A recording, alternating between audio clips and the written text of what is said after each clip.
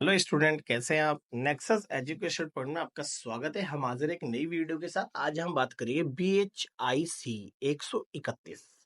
भारत का इतिहास प्राचीनतम काल से लगभग 300 CE तक। इग्नू यूनिवर्सिटी। टॉपिक है हड़प्पा सभ्यता यानी सिंधु घाटी सभ्यता के विनाश के या पतन के कारण बताइए। तो बच्चों, हड़प्पा सभ्यता का ह्रास आ जाए या विनाश आ जाए या पतन आ जाए, ये एक ही टॉपिक रहने वाला है।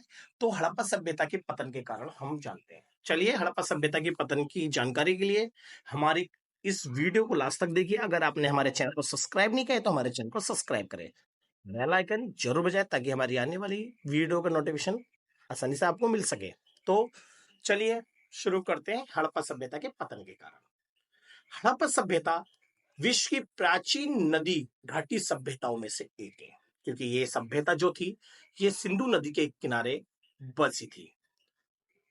ये सभ्यता जो थी, हड़प्पा सभ्यता, एक फली फूली सभ्यता थी। 1800 ईसा पूर्व के आसपास हड़प्पा सभ्यता के विनाश के लक्षण दिखाई देने लगे। जिस तरह से सिंधु घाटी सभ्यता या हड़प्पा सभ्यता जैसे विकसित हुई, क्योंकि यहाँ पर कृषि व्यवस्था और पशुपालन अधिक मात्रा में होता था। यहाँ जल और खान पान के पर्याप्त साधन उपलब्ध थे, इसलिए ये सभ्यता बहुत फली फूली सभ्यता थी। लगभग इस सभ्यता जो थी वो 600 साल तक सिंधु नदी के इर्द गिर्द स्थापित रही। लेकिन 1800 ईसा पूर्व के आसपास माना जाता है कि हड़प्पा सभ्यता के जो विनाश के लक्षण थे वो स्पष्ट दिखाई देने लगे थे। इस सभ्यता का पतन कब और कैसे हुआ, इस संबंध में इतिहासकार एक मत नहीं है, क्योंकि हमें जो साक्ष्य या तथ्य मिले हैं उसके आधार पर हम इसके विनाश को जानेंगे। इसका सबसे बड़ा कारण हड़प्पा सभ्यता की लिपि अब तक सफलतापूर्वक पढ़ी नहीं जा सकी, क्योंकि आज हमें हड़प्पा सभ्यता के बारे में, जो इसके विनाश के बारे में पुख्ता सबूत इसलिए नहीं है क्योंकि इसकी जो लिपि है वो हमें आज तक पढ़ी नहीं गई है।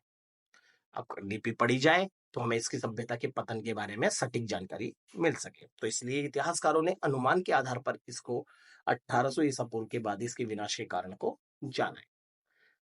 हड़प्पा सभ्यता का विनाश कैसे हुआ, इसके अनेकों कारण हैं और इतिहासकारों का भी मत अलग अलग है। कुछ इतिहासकार हड़प्पा सभ्यता के पतन का कारण कुछ और मानते हैं, जबकि कुछ इतिहासकार और अन्य कारणों को मानते हैं भी, जैसे कि हम आगे पढ़ेंगे कि इनके कारण और इतिहासकारों में क्या मतभेद रहा है इनके पतन में।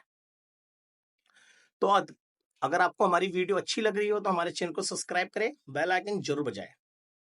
अधिकतर विद्वानों ने इस सभ्यता के पतन का कारण नदी में आई बार बार बाढ़ को माना, क्योंकि कुछ इतिहासकार ये कहते हैं कि सिंधु नदी के अंदर जो बार बार जल की धाराएं बढ़ी हैं, जिससे आसपास में बाढ़ आई है और इस बाढ़ की वजह से बहुत सारे गांव और बहुत सारे शहर बर्बाद हुए हैं। और वही कुछ इतिहासकार केवल बाढ़ इतनी विशाल सभ्यता का पतन का कारण नहीं मानते। कुछ इतिहासकार ये कहते हैं कि जो नदियों के द्वारा जो बाढ़ आई है, इतनी बड़ी सभ्यता बाढ़ ही समाप्त नहीं कर सकती, इसलिए बाढ़ के अलावा और भी अन्य कारण हैं, जैसे कि आग लग जाना, महामारी, बाहरी आक्रमण, नदी का मार्ग बदलना आदि को इसके पतन का कारण मानते हैं। देखो, जैसे मैंने आपको बताया ना कि इतिहासकारों में मतभेद है, वो इस तरह से मतभेद है क्योंकि भाई इतिहासकारों ने जो चीज जैसे जैसे अपनी रिसर्च करी होगी उस तरह से उन्होंने अपना तर्क दिया है। ठीक है, फिर भी तर्क लगाया जा सकता है कि पहले तो यहाँ बाढ़ का प्रकोप हुआ होगा जिसमें भारी जान माल की हानि हुई होगी। इसके बाद मृतकों के शवों के सड़ने व अन्य कारणों से महामारी फैली होगी तथा खाद्य सामग्रियों का अभाव होगा, जिससे बचे हुए लोग भी मर गए होंगे। कुछ लोग इस स्थान को छोड़कर दूसरे स्थान पर चले गए होंगे। इस तरह से हड़प्पा सभ्यता का विनाश होना शुरू हुआ। तो अब बात करते हैं हड़प्पा सभ्यता के पतन या विनाश के कारण, या हड़प्पा सभ्यता या सिंधु घाटी सभ्यता के ह्रास के कारण। तो पहला है वर्षा की कमी। तो बच्चे इसको ध्यान से टॉपिक को करिएगा। वर्षा की कमी, जी, वर्षा की कमी से भी हड़प्पा सभ्यता या सिंधु घाटी सभ्यता का पतन हुआ। कुछ इतिहासकारों का मानना है कि सिंधु घाटी सभ्यता का विनाश वर्षा की कमी के कारण हुआ है। वर्षा की कमी के कारण सिंधु घाटी में रेगिस्तान के लक्षण दिखाई देने लगे, जो इस सभ्यता के पतन का कारण बने।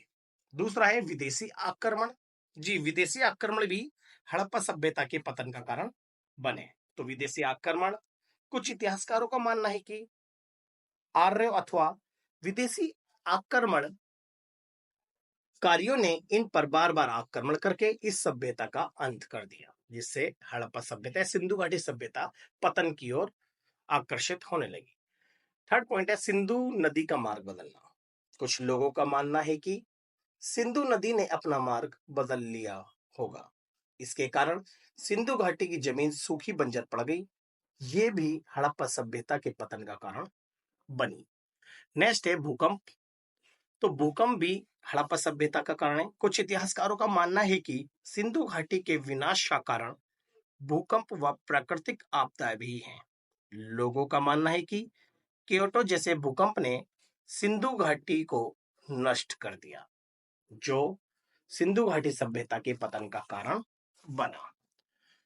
सिंधु घाटी सभ्यता के पतन का अन्य कारण जलवायु परिवर्तन भी है, जिसकी वजह से सिंधु घाटी सभ्यता का पतन हुआ। ऑरेल स्टाइल तथा अमलानंद घोष आदि विद्वानों के अनुसार जंगलों की अत्यधिक कटाई के कारण जलवायु में परिवर्तन आया तथा ये सभ्यता धीरे धीरे नष्ट होने लगी। इस तरह से इस सभ्यता का अंत हुआ। अदृश्य काज, ये सिंधु घाटी सभ्यता के कुछ कारणों में से एक है। कुछ विद्वानों का मानना है कि सिंधु घाटी सभ्यता का विनाश पर्यावरण में अचानक होने वाले किसी भौतिक रासायनिक विस्फोट अदृश्य गाज के कारण हुआ है। इस अदृश्य गाज से अत्यधिक मात्रा में ऊर्जा निकली, जिसकी वजह से ये सभ्यता पतन की ओर चली गई। नेक्स्ट है प्रशासनिक असफलता। कुछ इतिहासकार हड़प्पा सभ्यता, सिंधु घाटी सभ्यता के पतन का कारण प्रशासनिक असफलता को भी मानते हैं।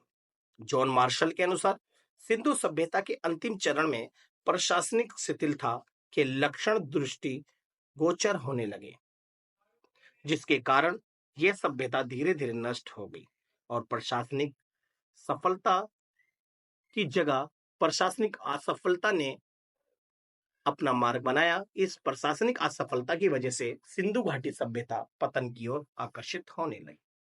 तो इस प्रकार हमने सिंधु घाटी सभ्यता या हड़प्पा सभ्यता के ह्रास, पतन और विनाश के कारणों को हमने जाना। तो इस टॉपिक को आप बहुत अच्छे से करिएगा। चलिए, अगर आपको हमारी वीडियो पसंद आई हो तो हमारे चैनल को सब्सक्राइब करें, क्योंकि आपका एक सब्सक्राइब हमें बहुत खुशी देता है और हम अपनी बड़ी मेहनत से आपकी वीडियो लाते हैं। इसलिए सब्सक्राइब करना ना भूलें, लाइक कमेंट शेयर करना भी ना भूलें। जी बच्चों, बेल आइकन जरूर बजाना ताकि हमारी जो वीडियो है वो आप तक पहुंच सके।